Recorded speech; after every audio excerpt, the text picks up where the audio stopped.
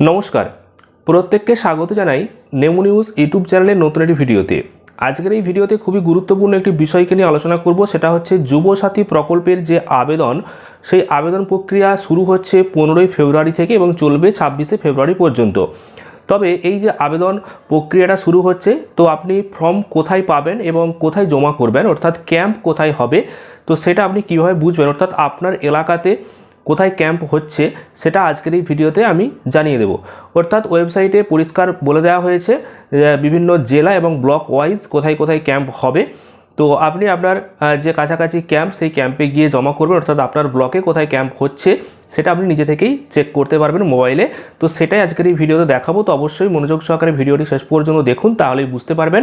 তার আগে ছোট রিকোয়েস্ট, অবশ্যই এই ভিডিওটিকে লাইক এবং চ্যানেলটিকে সাবস্ক্রাইব করবেন, আর ফেসবুক পেজ থেকে দেখলে অবশ্যই পেজটিকে ফলো করবেন।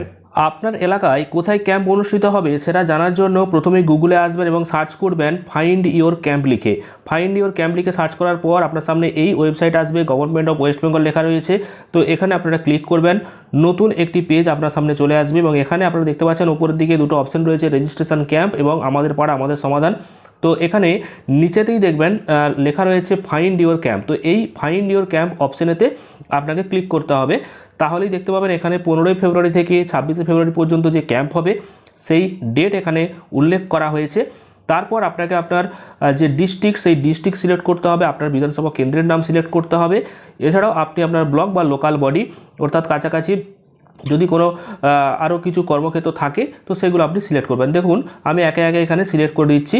তো এখানে আমি একটা ডিস্ট্রিক্ট সিলেক্ট করছি। ধরুন আমি এখানে সিলেক্ট করলাম পশ্চিম মেদিনীপুর ডিস্ট্রিক্ট সিলেক্ট করলাম।